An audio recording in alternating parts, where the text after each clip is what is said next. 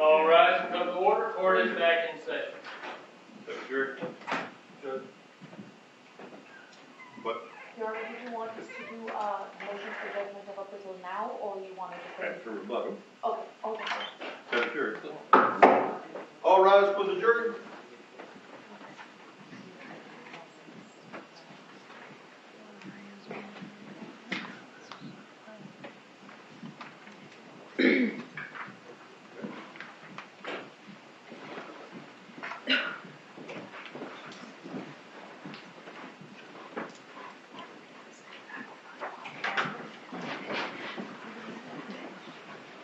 Everybody be seated, please.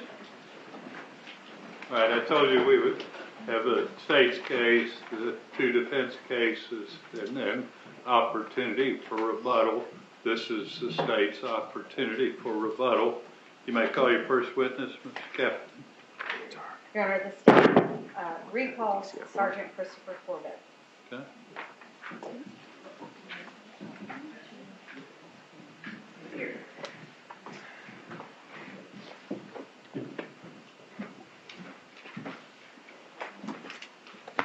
Thanks, sir. Restate your name for the record, please. Certainly, it's Christopher Corbitt. That's Corbitt. And you remain under oath. Yes, sir. Proceed, Ms. Norris. Thank you, Your Honor. Sergeant Corbitt. Well, may I approach the witness, Judge? You may.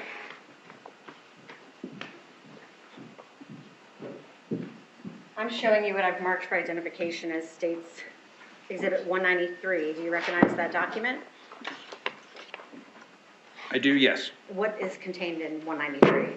These are two text messages from Mr. Charlie Adelson's iCloud return.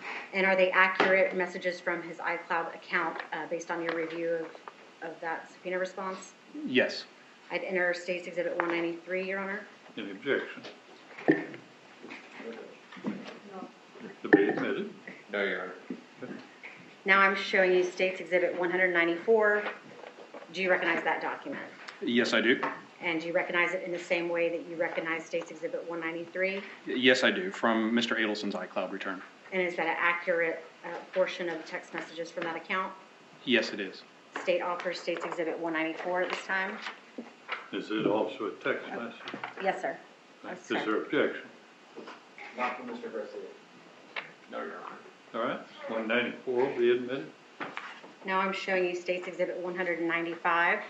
Do you recognize that document? I do, yes. And what is it? In the same, it is text message results from Charlie Adelson's iCloud account.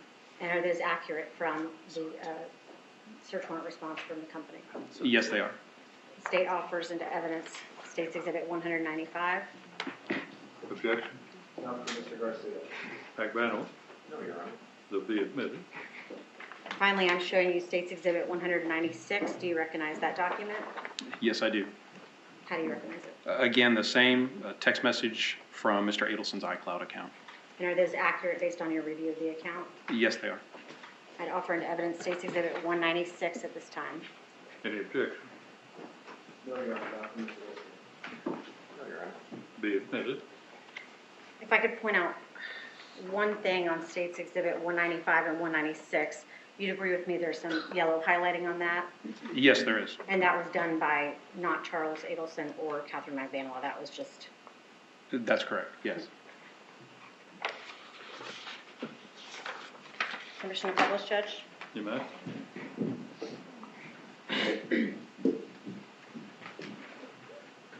Starting with State's Exhibit 193.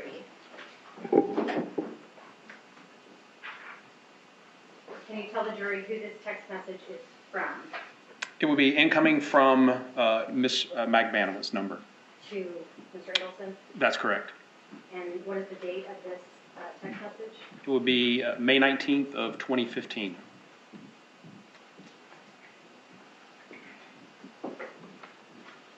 On the second page of State's Exhibit 193, what is the date of this message? May 20th of 2015?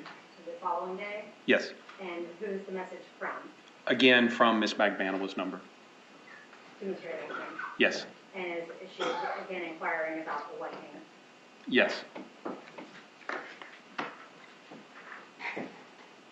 Next, I'm publishing for you State's Exhibit 194. What are the dates of these text messages? Again, May 20th of 2015. And are all of these messages from the same person to Charles Adelson? Yes, they are. And who are they all from? Again, from Ms. Magbanowa. And can you read starting from the top to the bottom each text message? Believe so. Hey, by the way, I have a shitload of things to pay for. I need a little help because of the kids' tuition and crap for summer, in that I had to stop my weekend job. Oh, FYI, you want me to cancel catered fit? It's the 20th. And the last is, I like the other food I had before and it was cheaper. Next, I'm showing you State's Exhibit 195. We have a lot. You agree with me, there's a lot of messages on here. I'm going to try to go through some of them. Can you first tell us what time period this text exchange occurs in? Yes, this will be October of 2015. Can you read for me, and I'm going to go by these numbers on the left-hand column, if that's okay with you. That's fine? Can you read from where you are? Yes. Okay, if you could read line 351 and tell us who that message is from. 351 is incoming, and we see again Ms. Magbanowa's number. And what does that message state? You would never lose me, I'm your friend for life, but being so blah. And then text number 352, is that on the same date? It is, yes. And who is that from and to? Again, from Ms. Magbanowa. And what does it say? It's it's a little difficult to read from here, but it's the best because you're the only one I can trust. How can I trust someone else? Okay. After the 353 text messages about someone's car being effed up, what does line 354 say? It says, want the Ferrari. And who is that message from? It is from Mr. Adelson. To whom? It does not indicate in that particular exchange there. Okay. Is there, strike that. Is there continued conversation about Ms. Magbanowa not being able to use the Ferrari because there are no back seats in it for her children's car seats? Yes. Okay. What does text message 359 state? 359 says, I'll drive the Ferrari. And who is that from? Again, from Ms. Magbanowa's number. Going down to line 363, if you can read that. Who is that text message from? It is again from Ms. Magbanowa, and it states, man, you have like 15 cars, LMAO. And then does Charles Adelson respond to Katie Magbanowa? It does. There's an outgoing. Oh, I'm sorry. I got that confused. What's the next outgoing message? The following outgoing message is, it's either that or the limo.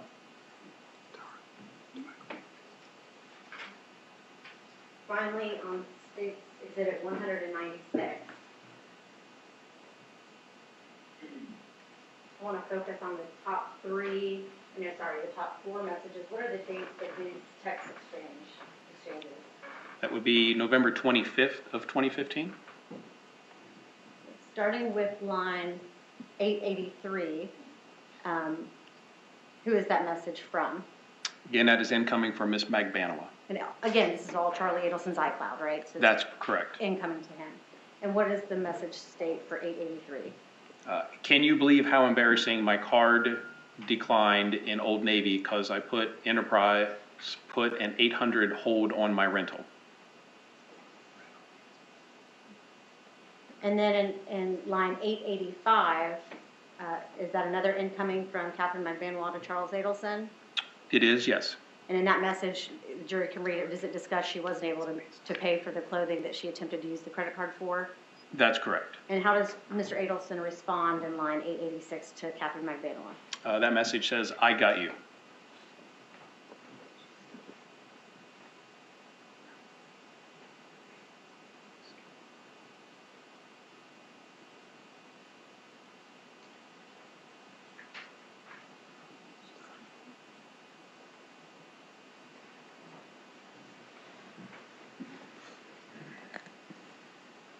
want to switch to a different topic. Okay. And this is going back to some older testimony. But based on your review of Charles Adelson's iCloud that we just discussed, the wiretap calls in this case in 2016, Charles Adelson's phone records, all of those things, does it appear that Charlie Adelson has a mechanic? Yes, at least one. And what is that mechanic's name? Sully, I believe Sully Dawson. And does he have a business? He does. What's the name of that auto body shop? Eco-Friendly Auto. God bless you. And does Charles Adelson have the eco-friendly shop stored in his cell phone as a contact? He does, yes. And what is the phone number associated with Sully Dawson's eco-friendly shop in Mr. Adelson's phone? If I can refer to my notes, that would be 954-581-1747. How is that, I guess, a user when they're assigning a name to a certain phone number in their contact list in their phone, the user gets to choose how to name the contact? In most cases, yes. And in this case, how did Charles Adelson have that 954-581-1747 number stored in his phone? It was stored as Eco-Friendly Shop, S-H-O-P-P. So the same name for Sully's business. Yeah, I believe the actual business name was the Eco-Friendly Auto Center, but it was stored in the phone as Eco-Friendly Shop. Did you also review, in addition to the things we just mentioned, Charlie Adelson's iCloud, text messages between Charlie Adelson and Catherine McBanois, wire calls, and Catherine McBanois' phone records? Yes. During the time that Catherine McBanois and Charlie Adelson were together, is there evidence in all of those records you reviewed that Catherine McBanois uses or used Sully's mechanic at Eco-Friendly Shop to fix her cars? Yes. Does it also appear that she used the Eco-Friendly Shop to fix her cars when Catherine McBanois was back with Sigfredo Garcia in 2015 and 2016? Yes. When is the first time we ever see Sigfredo Garcia's phone number calling the Eco-Friendly Shop? The first time we see that would be May 13th of 2016. So a little under 2 years after Dan Markel's murder? That's correct.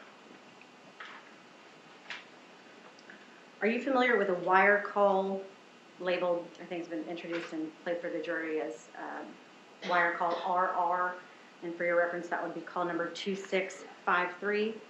I believe so, yes. And in that call, do you recall Charlie Adelson telling Catherine McBanois to let Sully take care of her car repair? Yes. What was the date of that wire call? I believe that was May 13th as well. Of 2016? Yes. At what time?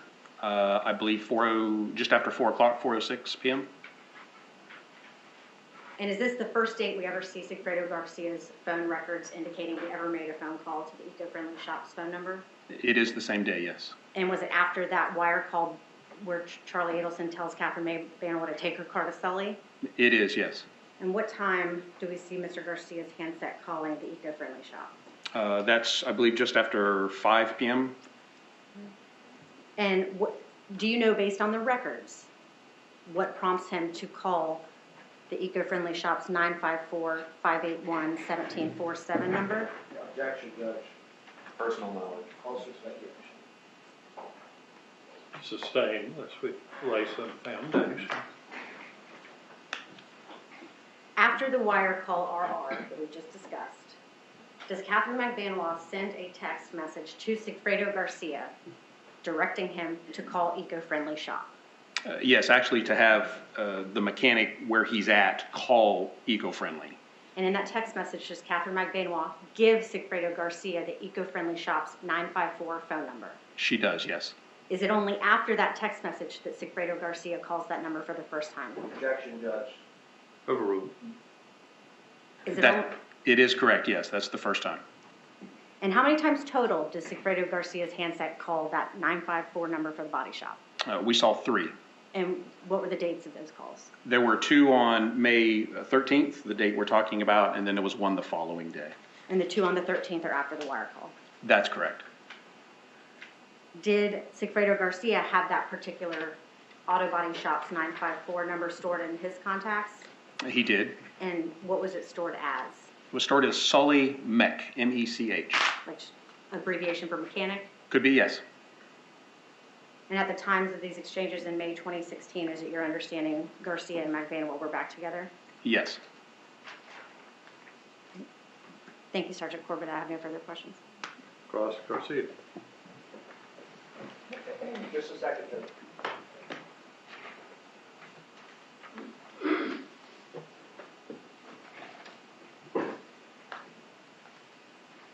Sergeant Corbitt, good afternoon. Good afternoon. You indicated on direct examination that there was a text message from Catherine McManua to my client on the 13th, right? That's correct, yes. And that text message it was from Katie, right? Yes. So Katie McManua text messages her boyfriend and says, have your mechanic call my mechanic, something to that effect. Yes, to that effect. And is Secreto Garcia a mechanic? I don't believe so, no. So you can't tell the members of this jury if Secreto gave the phone to a mechanic that he knows to call this mechanic? That's correct. Can you tell the members of this jury if Secreto Garcia knew that this mechanic was referred by Charlie Adelson? I do not know that. Well, you were listening to Katie's phone, right? In addition to Mr. Adelson's, yes. Okay, and did Katie ever tell, did Catherine McManua, Judge, did Catherine McManua ever say, hey, listen, call this mechanic, I got him from, he was referred by Charlie Adelson? I don't recall any content like that. And you agree with me that if there was that content, that's something that you would be, that you'd have knowledge of, correct? Well, there was certainly a lot of content looked at. I can't say for certain, but my recollection, I do not recall any content like that. So you can't tell this jury whether or not my client knew that this mechanic knew Charlie Adelson? I'm sorry. No problem. You can't tell this jury if my client knew that Sully, the mechanic, knew Charlie Adelson? That's correct. I cannot.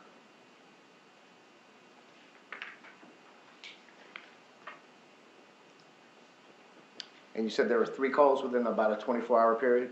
There were, yes. And would that be consistent with the time that the car was getting fixed? It would be, yes.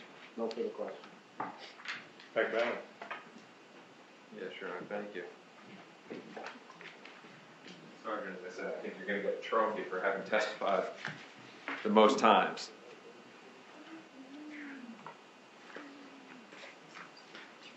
Let's start off with Government's 196. You were just reading this a moment ago.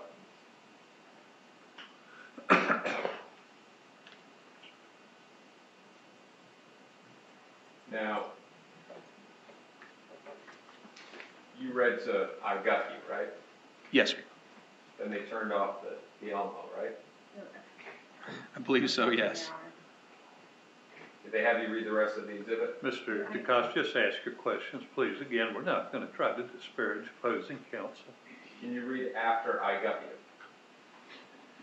No, I was like, WTF, I pay that card and I fucking get declined. I was talking to the corporate office, telling them I was in front of their employees with this bullshit. Now, the relevance of this exhibit is to show that he offered her help, right? I believe so, yes. The question's been asked and answered. The response from Ms. McVanwell was declining that help, right? It would appear so, yes. We've talked a lot about Charles Adelson's Celebrite information, his iCloud data, and you've reviewed a lot of that, right? I have, yes.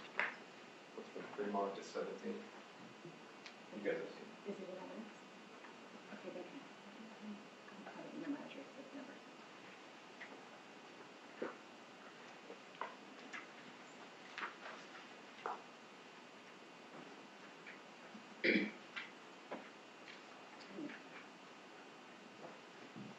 Sergeant, I'm handing you a pre-marked as Defense 17. You know what that is, right? I do, sir, yes. That's a printout of Charles Adelson's iCloud information to the Celebrite reader. Yes, it is. And you know that that's his because you're the head of the Technical Operations Unit, you've used Celebrite, you've reviewed his iCloud data, right? That's correct, yes. And that fairly and accurately depicts what one would see if they logged onto a computer and opened up his stuff through a Celebrite reader, right? That's correct. Move in, what's been pre-marked is McVanwell 17. Any objection? Only objection is self-serving hearsay, Judge. It's- You object or you don't I object? object to self-serving hearsay. All right, well, let's go sidebar. Let me see.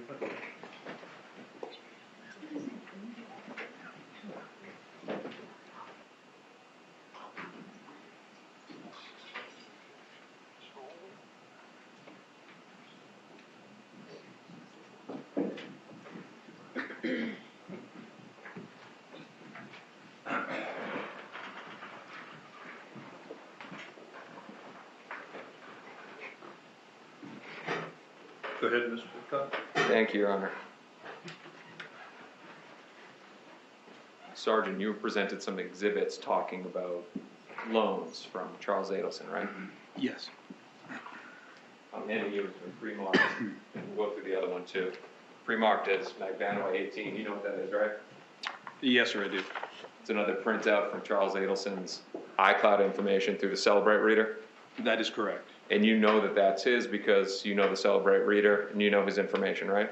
That's correct. And that fairly and accurately depicts what you would see if you logged into one of your computers, pulled up. We just say the same thing 5 different times, Mr. DeCoste. Let's just get to the questions. Move in defense 18, Your Honor. To be admitted.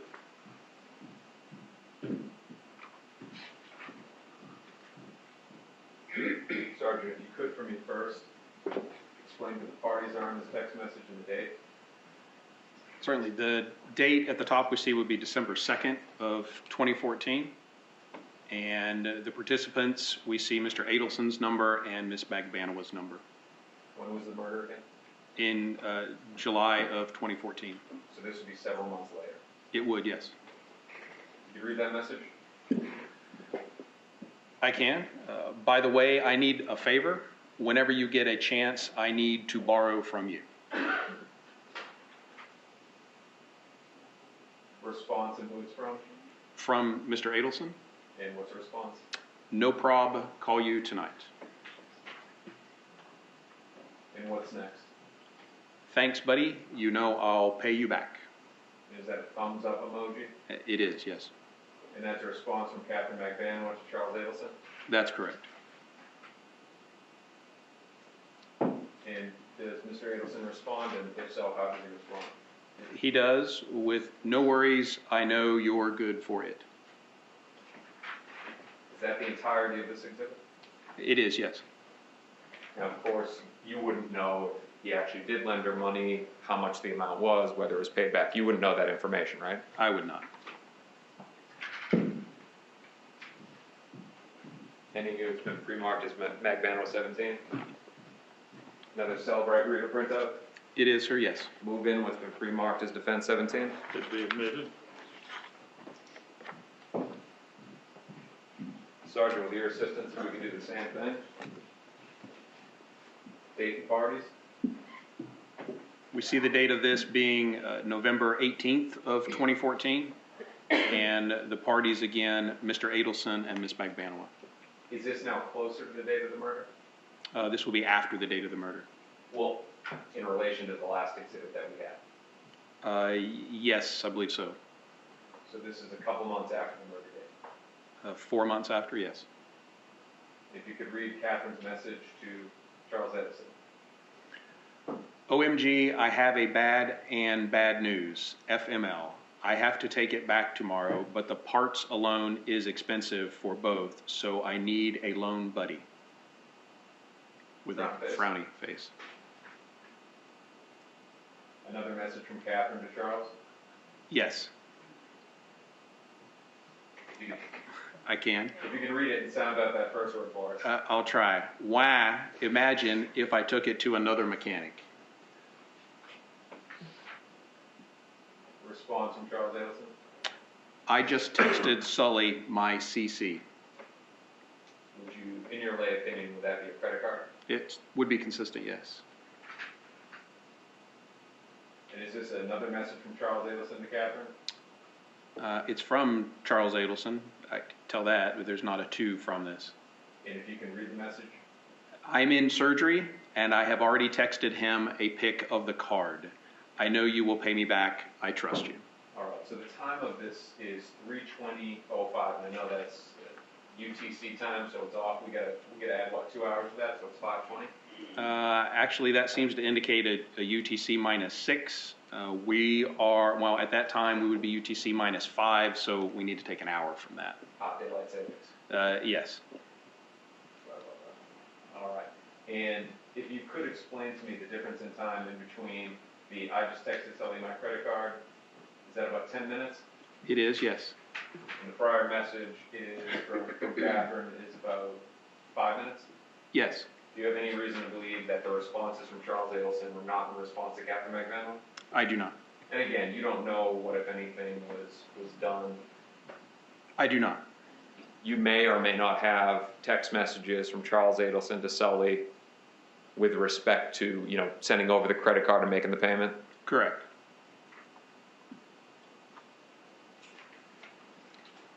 You remember being asked questions about whether or not Catherine McBanwa did work for Charles Adelson. You remember that, right? I don't recall specifically how much I was asked about that, but We'll go to the next topic. okay. I'm handing you what's been pre-marked.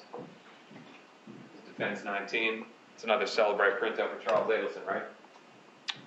Yes, sir, it is. Move in what's been pre-marked as McBanwa 19. Be admitted.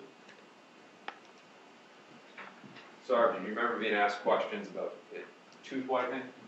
Yes, Do you need me to pull up the exhibit? Do you remember it? I do not. Need you to pull it up, I do remember. All right. Date on this, January 7, 2015. Yes, it is. Captain McBanwa to Charles Adelson.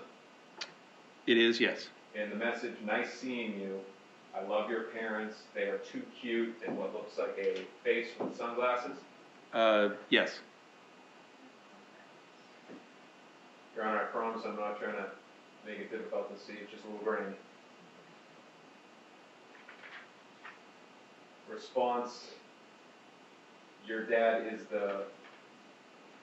now, is that somebody not wanting to spell out a bad word? It would appear so, yes. Your dad is the shit. I've never had anyone work on me so fast, and I'm not in pain. He's awesome. And that's from Captain McBanwa to Charles Adelson. It is, yes. And the date of this is January 2015.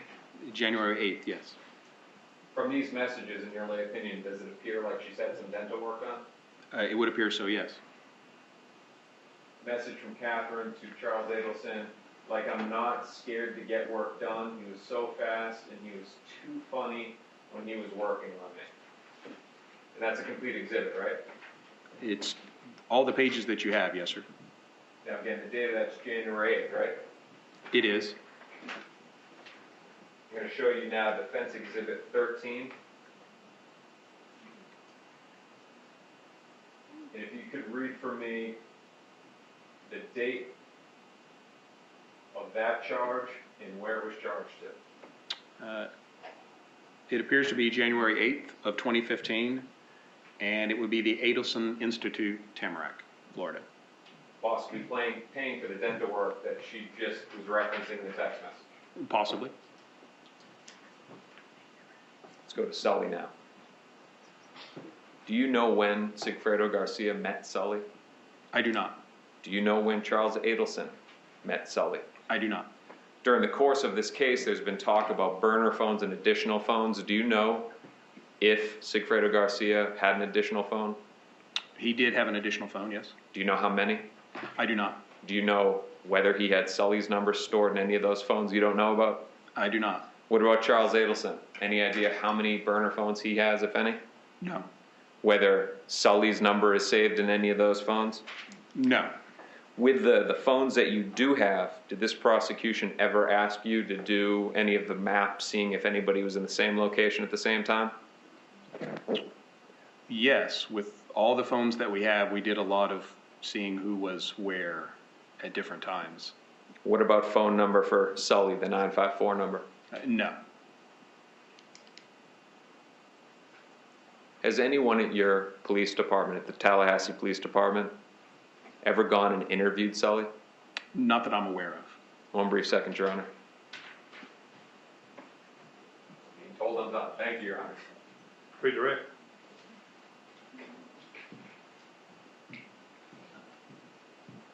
The So based on the text messages combined with the bank records you just saw, it would appear Catherine McBanwell was paying Harvey Adelson for work that he did. That's correct, yes. With respect to Sully's phone number, in response to Mr. DeCoe's questions, in the text messages, Catherine McBanwell had to send and give Sigfredo Garcia that number. That is correct, she did. And the 954 number is a business number? It appears to be, yes. Thank you, Judge. No further questions. Any juror have a question of this witness? All right, you step down. Call your next witness. No further witnesses in rebuttal, Your Honor. All right, let me see the lawyers at sidebar, please.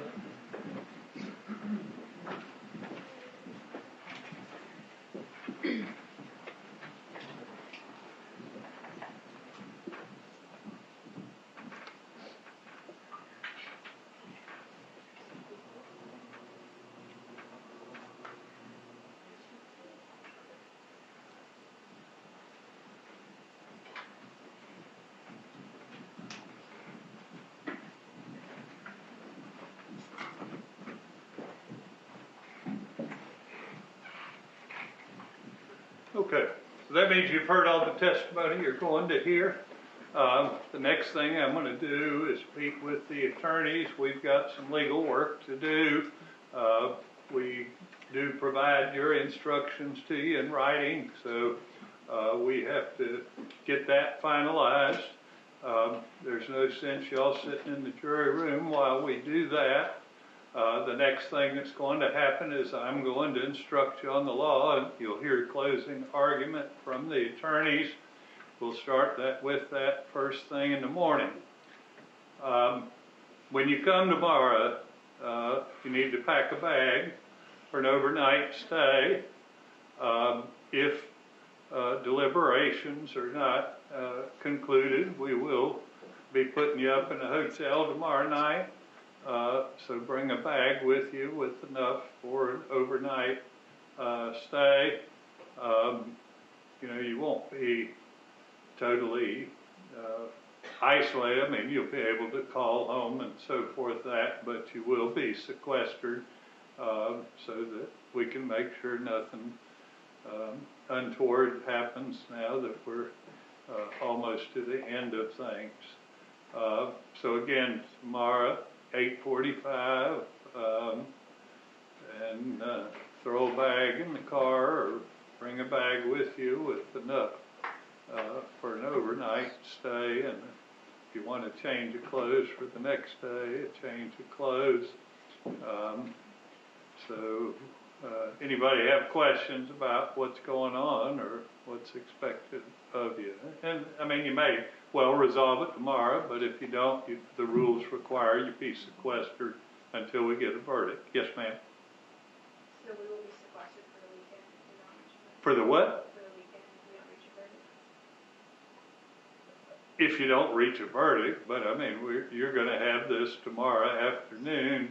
You're going to have that, and as long as you want Thursday night, and you have Friday. I mean, I think the likelihood of that's not great, but generally by that long a time, jurors either decide or decide they can't decide. So, I mean, is that a possibility? I guess it's a possibility, but that would be up to y'all to tell me that it would be fruitful for you to continue, or you've reached an impasse. So that's. I mean, I just don't see that as highly likely, but if, that, again, once we get into deliberations, it's really up to y'all, not up to me to decide how things proceed from there. Any other questions? So I guess what I'm trying to say, don't worry about that a whole lot. That's probably a very slim possibility there. Anything else? So we'll worry about one night at a time. All right? Anything else? If not, we'll see y'all 8:45 tomorrow, same plan.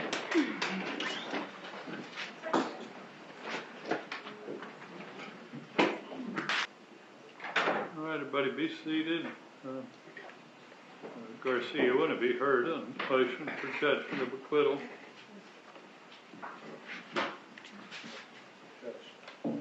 At this point, I believe the standards changed, and I believe that no reasonable juror could find my client guilty beyond a reasonable doubt, especially given Ms. McManus' testimony with regards to whether or not there was a conspiracy, whether or not she solicited this purported crime from my client. And there's been no new evidence brought out with regards to the actual murder itself. So I'll renew all my previous objections and motions. I deny the motion of judgment of acquittal as to Garcia and have no change in any motions as far as I'm aware. Ms. Kawhi?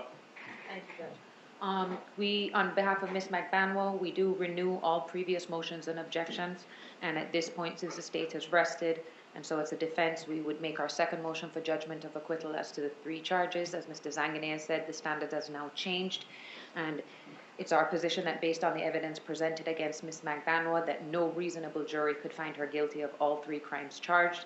I'm going to rely on the same case law and the same definitions as I did for my first JOA in terms of circumstantial evidence and reference to Rocker versus State. And it's my position that Ms. McBanwell, the only evidence against her in terms of her involvement in this comes from Luis Rivera, and he was impeached so badly that no one could find him to be a credible juror. It would be our position that the state, that the evidence presented in this case is not sufficient to go back to the jury. We'd ask that you grant our judgment of acquittal as to all 3 counts, Judge. My ruling says the motions be the same, and I'll deny the motion for judgment of acquittal as to McBanwell. So we need to have a charge conference. Y'all want a few minutes to get ready for that. And if you've designated who's in charge of jury instructions, I don't care that everyone is sitting here, but you're ready. And you have the ones I sent out, the second set I sent out, right? No. This is the second set. Oh, I have it there in front of me. I'm sorry. Okay. So y'all are ready? Yes. Captain? Yes. All right. Well, we'll go to that.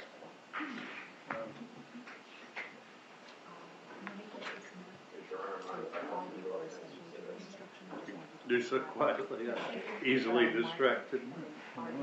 Okay.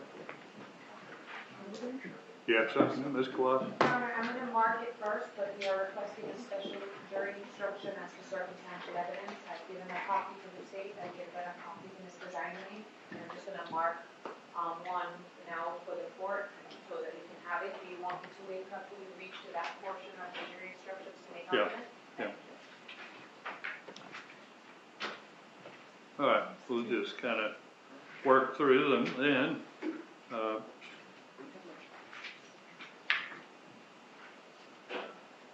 What do you look for? We didn't get the second set of jury instructions. I don't know if they were emailed out. We emailed them. I mean, this has been several days ago that just included the changes in the way we've done principal. I've got a spare copy. Oh. You're welcome. Okay.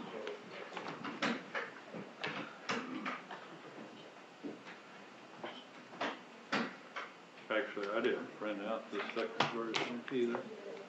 We're gonna be a minute. I'm gonna go make copies that, unless you got another copy. I do. All right, let me have another. I thought somebody had taken mine from upstairs and down here, so I made 2 copies. Okay. All right. And y'all may remain seated if you desired. It seemed hard on you to try to keep seated. If you're more comfortable standing up when you respond, so be it, but I don't need you to stand up. All right, so let's just start at page 1. Introduction to final instruction, statement of charge, introduction to homicide. Anybody found any errors or have any objection as to any of those? No, sir.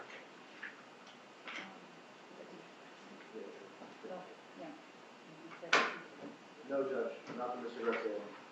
None from Ms. McBanwell. Mr. Zanganeh, you need another copy of this? We can. I'm fine right here, Judge. Okay, we can burn another copy pretty quickly. No, it's okay. I'm ready. Okay.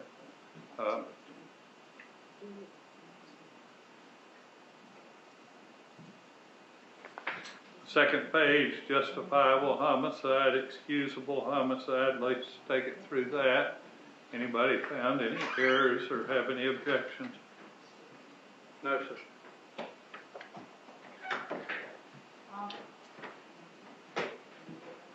None of these have been changed from our original discussion. Right, so, Your Honor, we would ask, Your Honor, may I address the court? No, we decide who's speaking for whom. I mean, if I don't know who you are, but if you want to do it all, you can do it all, but we're not going to bounce back and forth. And Your Honor, I would have Miss Kristen Coas handle this. She's Okay. in my law firm, she's with the Okay. department, so, and she did all the research. Okay, go ahead. Your Honor, I believe for excusable homicide, there is a paragraph in the standard instructions that references unknown instruction on the circumstances. I can't hear you, I'm sorry. So,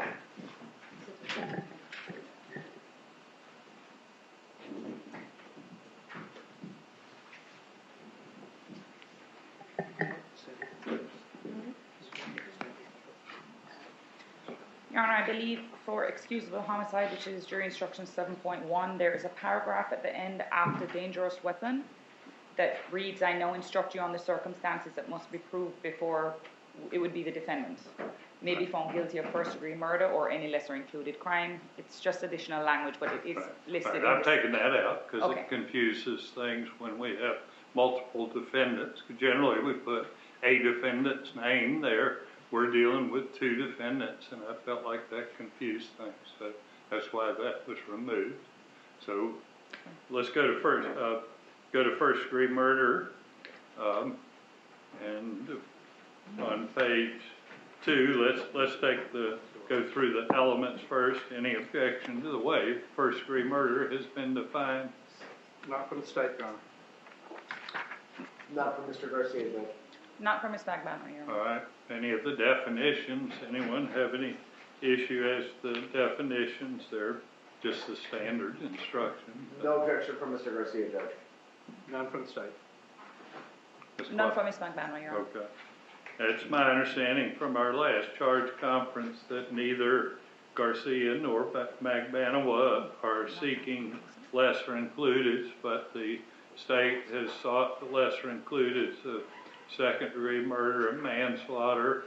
I previously ruled that those are Category 1 lessers and have overruled the request not to give lessers and give second-degree murder and manslaughter.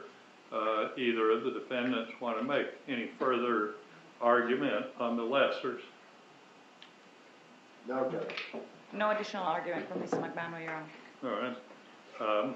The definition of second-degree murder, anybody found any errors there or have any objection to that instruction?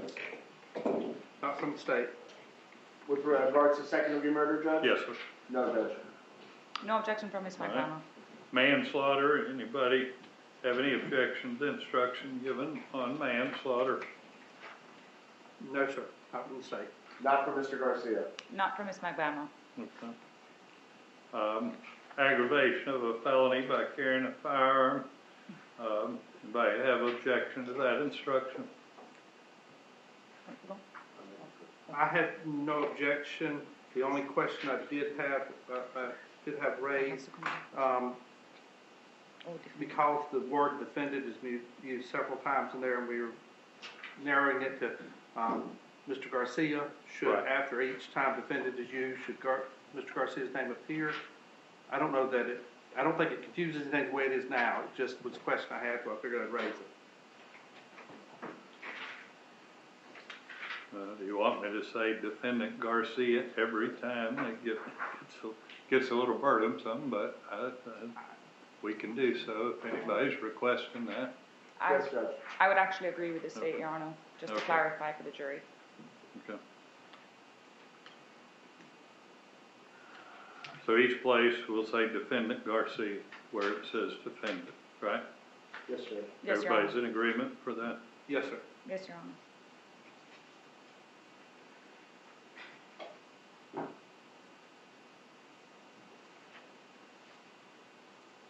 I see 1, 2, 3 references to defendant where I've not included the name. Anybody see more than that? No, sir. No, Judge. Okay.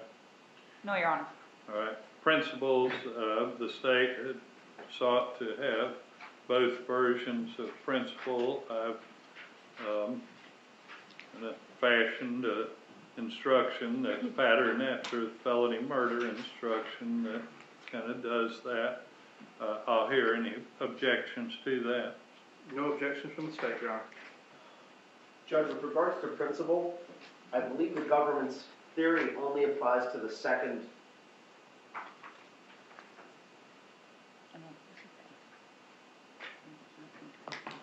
Definition of principle.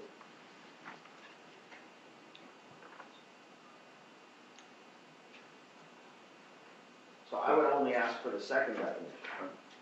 Whether, I'm sorry, and Magbanua. And Your Honor, it would actually be the opposite position for us. We feel that the paragraphs that relate to being when an active participant is hired by the defendant, we believe that that instruction is sufficiently encompassed by the principal instruction as it stands. So we would object to the second part of the principal instruction that deals with an active participant hired by the defendant. Mr. Evans? I believe that we may proceed under either theory of principle in this case, Your Honor, and we're asking for both. I'll overrule the defense objection. I think it all depends how the jury construes the facts. You could have it under the first version if they did not accept there was a prior conspiracy for hire, and they simply, Mr. Rivera and Mr. Garcia were here and decided to jointly commit a murder, then the first version would apply, or the second version could apply if they accept that it was a murder for hire. I think they're both accurate statements of the law, so I'll overrule the objection to that. We left open whether the defense was seeking the independent act instruction. Mr. Garcia is requesting it. And Your Honor, I'm sorry? Ms. Magbanua is asking to remove that instruction. It does not fit the facts of this case. The purpose of the independent act defense is to exonerate a defendant from acts committed by another defendant, which departed from an original plan, and the courts have interpreted the independent act instruction to require some evidence of a common design or common unlawful act, and we do not believe that that fits within the purview of Ms. Magbanua's defense, as we do not believe that there was any common scheme or plan that she was involved in. Mr. Evans? Your Honor, I don't know that there is sufficient evidence to give it. The state could not object to it being given. I'll overrule Magbanua's objection. They'll give the independent act. Does anybody have an issue as to the wording of it? No, sir. No, Judge. Anything specific as to the wording of it from Magbanua? I understand your objection to giving it at all, but as to the wording of it? Would Your Honor be inclined to do the same as it did in regard to putting Garcia after defendant, since we're not requesting it on Ms. Magbanua's behalf? No. All right, as to conspiracy, there's been no evidence of withdrawal, which is the highlighted portion, so I'll strike that. Other than that, is there any objection to the definition of conspiracy as provided? Not from the state. Not from Mr. Garcia. With the stricken portions, not from Ms. Magbanua. I beg your pardon? We were going to move to strike the portions, so with those stricken, we have no objection. Solicitation, we're in the same posture. The last 4 paragraphs are not applicable, but beyond that, is there any objection as to the solicitation instruction? Standard, Judge. No objection, Your Honor. No objection. Your Honor, I would just like to point out on behalf of Ms. Magbanua that the standard instruction states for both elements where it says the defendant solicited, and Your Honor has put in one or more persons, that the standard instruction requires that the person's names be alleged. But I don't know how that would be done in this situation, since there's two. Yeah, I mean, I looked at that. I think it get real confusing. I think it caused more confusion than assist. So Anything else? Not from Ms. McBanwell, Your Honor, if the highlighted parts are stricken. Right. Right. Voluntary intoxication, they want to be heard on that. The state is requesting it, Your Honor. There was some indications that some maybe alcohol and drugs were consumed, and therefore we would be requesting it in case somebody happens to try to raise that in argument. Defense? What's that? I don't think at any point we've proffered that we're gonna be using a voluntary intoxication defense. In fact, we attempted to discredit Mr. Rivera with regards to his testimony that my client consumed a toxic amount of cocaine in a 6-hour period.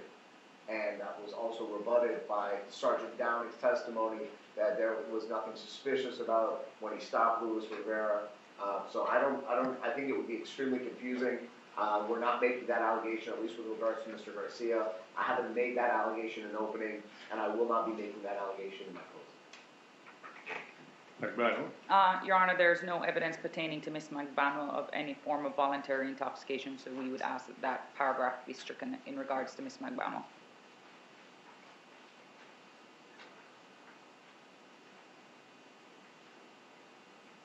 Well, I would agree that there's no evidence of that as Ms. McBanwell, but I don't see how she's prejudiced in any way by the instruction. You see some way in which she is prejudiced by that? I mean, no, Your Honor, I just don't think it's applicable. I don't know if Your Honor would be inclined to include Garcia's name after the one time it mentions defendants, but that would be the only. Right. I'll take that as an objection, overruled objection. You wanted to be heard on a circumstantial evidence instruction. This would be the point where if we were going to do it, I would include a circumstantial evidence instruction. Yes, Your Honor, as Ms. And you've done it, something in writing. Yes, Your Honor, I actually submitted a copy to the court, but I have an extra copy if Your Honor would like. Madam Clerk, do you have that? I got it for you, Judge. I need five copies. The circumstantial evidence instruction next proposed. Okay, so this would be McBanwell, number 1. Yes, Your Honor. Okay, who wanted to be heard? Your Honor, as argued by Ms. Tarkowasa JOA, we believe that this is a purely circumstantial case, and it was in Your Honor's discretion whether to give us a special instruction regarding circumstantial evidence. So that we'd be asking, based on the evidence that was adduced at trial, that the instruction be given on Ms. McBanwell's behalf. Garcia. I have no position on this, Judge.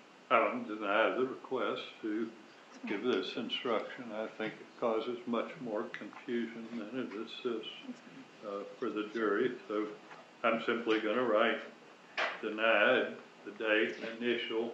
Madam Clerk, we need to make this part of the record. Barbara, are you listening? This needs. I have a copy, Your Honor. No, but you need to use this copy that I've noted on. Okay. Right. And Your Honor, not to change your mind, but the record, the state would have objected to the giving of circumstantial evidence instruction. Plea of not guilty, reasonable doubt, burden of proof is simply a standard instruction. Anybody have any issue on that? No, sir. No, Judge. No objection, Your Honor, on Ms. McBanwell's behalf. Weighing the evidence 1 through 5 are given in all cases. 6 through 10 are optional. I'll hear first from Garcia as to which one do you want of 6 through 10.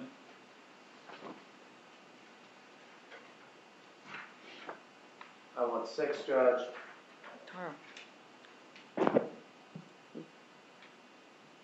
Number 7, number 8, number 9, and number 10. Where do you get 10? Well, I think the inference with Ms. McBanwell's testimony with regards to when I asked about Luis Rivera's genuine reputation was for being a violent person. Well, I'm sorry, Judge, you're right. reputation for violence, that Yeah, certainly would you're right.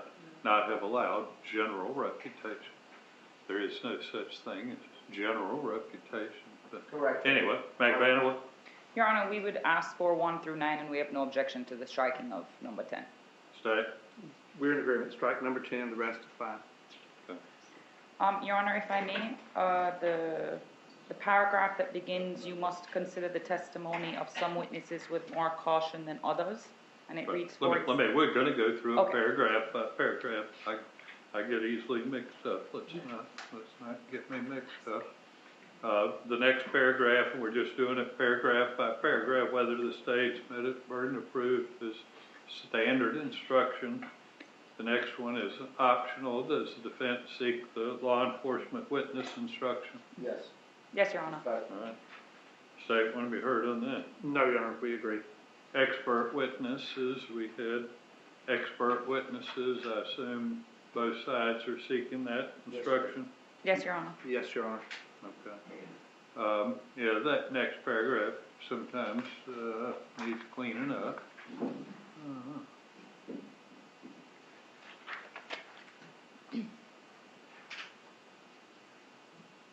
All right, you wanted to be heard on the next paragraph? Yes, Your Honor.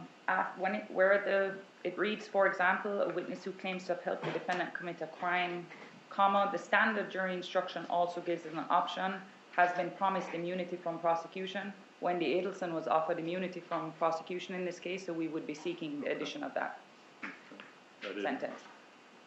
She was not given immunity from prosecution. Yeah. She has use immunity. Your Honor, it would be our position that it's still immunity, and we would just request that that portion be included in the instruction. Well, I've already explained to the jury what types of immunity there are. She does not have transactional immunity. She has use and derivative use immunity.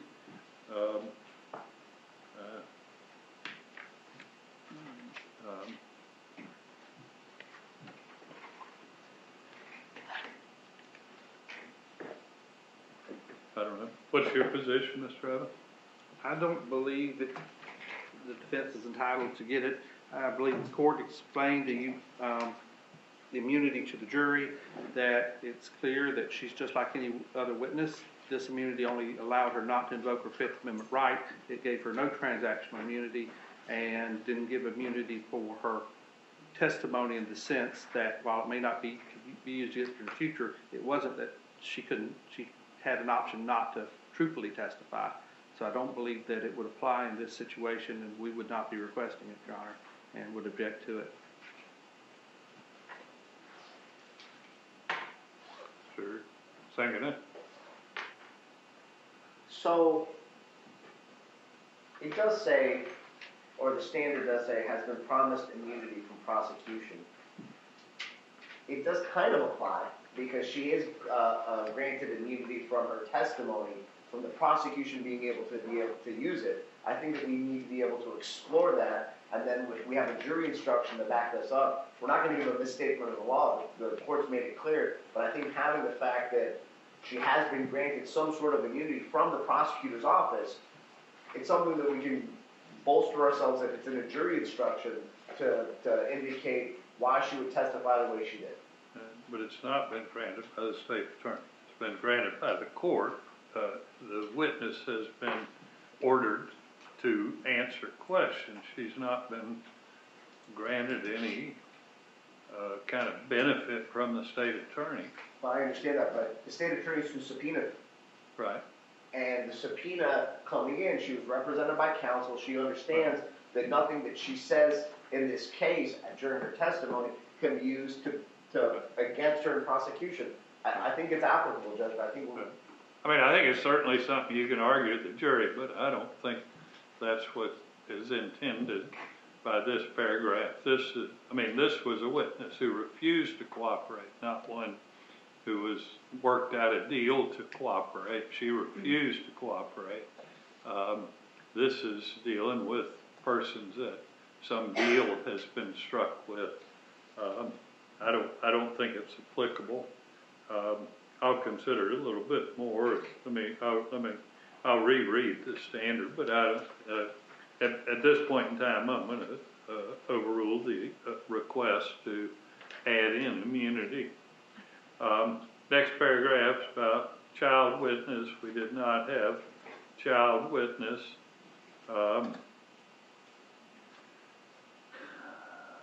Need to talk about how to word this next paragraph.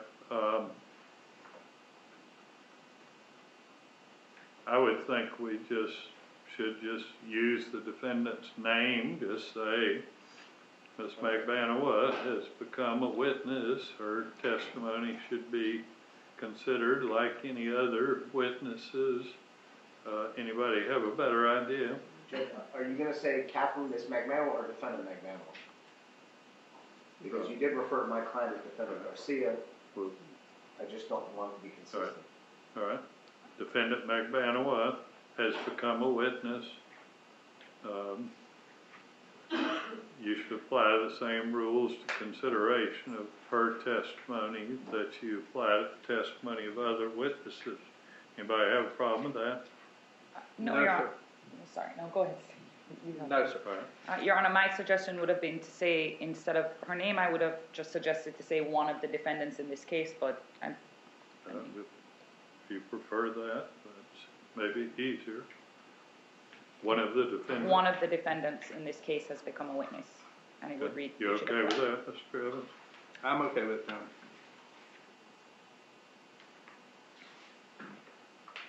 I don't think you have a position on that, Mr. Garcia. Mr. Sanganet?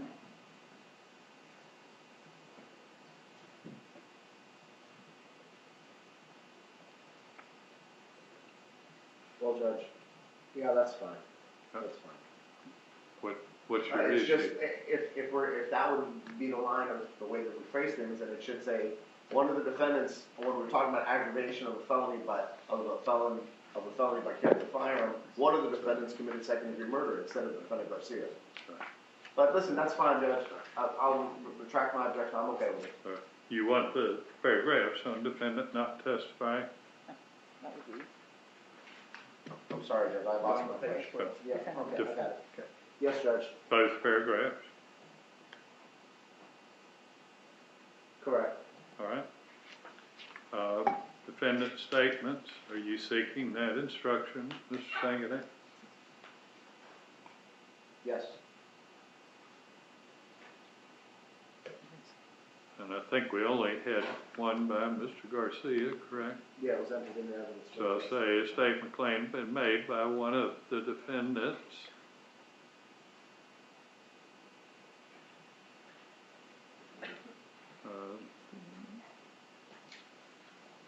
And the rest of it would be standard. Yes, Have a sir. problem with that? No, Your Honor. Acceptable. Rules for deliberation. It's just a standard instruction. Anybody have an issue with that? No, sir. No, Judge. Your Honor, I'd just like to note that for paragraph 5, I'm not sure if Your Honor just decided to take that part out, but there is a Yeah. second sentence that Right, tops out there the is a sentence. second sentence that doesn't apply in death penalty Right. cases, so that's why it was taken out. And no objection otherwise, Your Honor.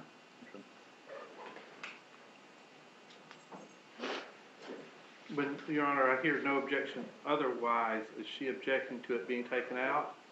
Because I thought the whole idea behind this was not to let the jury know at the guilt phase, the death penalty wasn't being sought against the vote. That was at Ms. McVanilla's request that we've not informed the jury that she's not exposed to the death penalty, so I don't think you want to start making distinctions as to her at this point in time.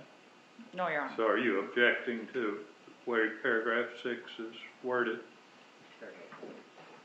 Paragraph 5. I'm sorry, paragraph 5.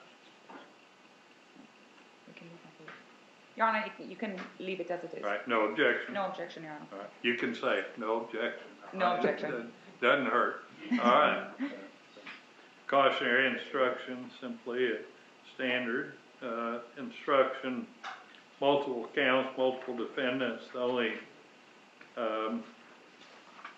The only thing that's a little confusing here is part of the charges are by indictment, part of them are by information. That's why it's just slightly changed from the standard. I didn't want to get into indictment and information or indictment or information.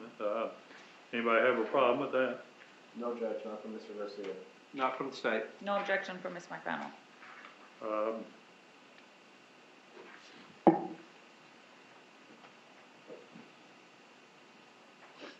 A verdict had to do the similar, just took out indictment or information, just said charges. Anybody have a problem with that? No, sir. No, Judge. No, Judge.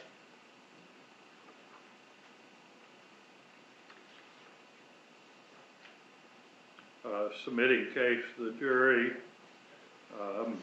I've tampered with that just slightly, but it's by and large a standard instruction.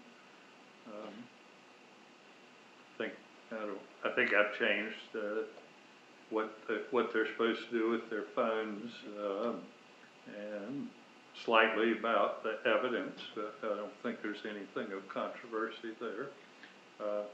Anybody have any issue with that? No objection from the state, Your Honor. No, Judge. Your Not Honor, from Mr. Garcia. I'd just like to note that the standard reads in the second line of the second paragraph that if a juror goes to the restroom, the deliberate... Right, I understand. I think that's an insult to the jury. I'm not going to tell them what to do when they go to the bathroom. I'm sorry. All right. Any different, I think we've covered all issues. Anybody have any other issues they wish to raise? Not as the jury instructions, Your Honor. Garcia? No, Judge. McBannel? No, Your Honor. All right, there's a verdict instruction, verdict form.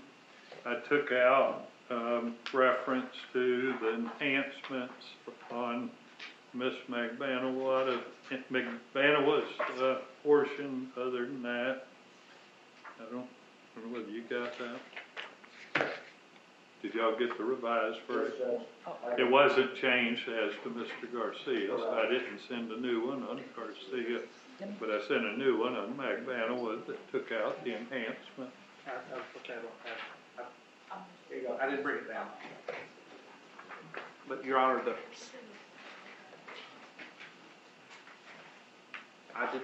state didn't have an issue with either verdict form. The latest verdict form that was sent on Ms. McBannel looked acceptable to the state, and the original. Say what? The latest version, I guess the second version, whenever the one you're talking about now that removes the firearm questions and stuff, was acceptable to the state, and the one for Mr. Garcia, which was the original one, looked acceptable to the state.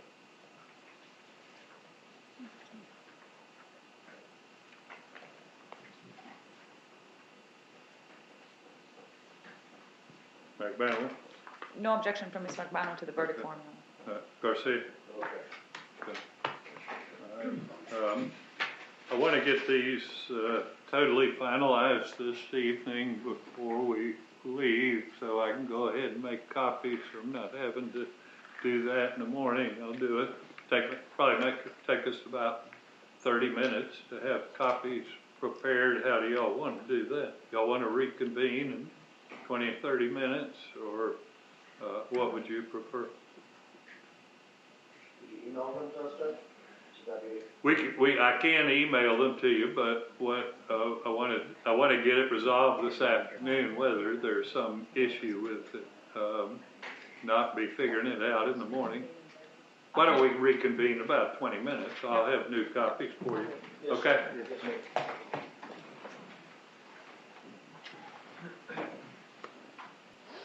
Judge, one other item. I prepared a wire call disc, which just states 138. This one only has the calls that were admitted. The previous one had all the ones the state was seeking to admit, so I don't know if you want to replace 138 with this exhibit and make the old 138 a court exhibit.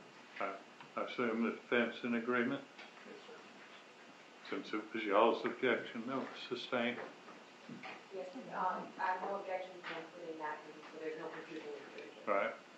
And, do you want the one with all the calls and evidence for appeal purposes? Yes, sir. All right, so mark one, we need to make sure which one goes to the jury. We need to, the new one needs to go to the jury, the other one needs to be for ID only for purposes of review, okay? All right, about 20 minutes, we'll be back.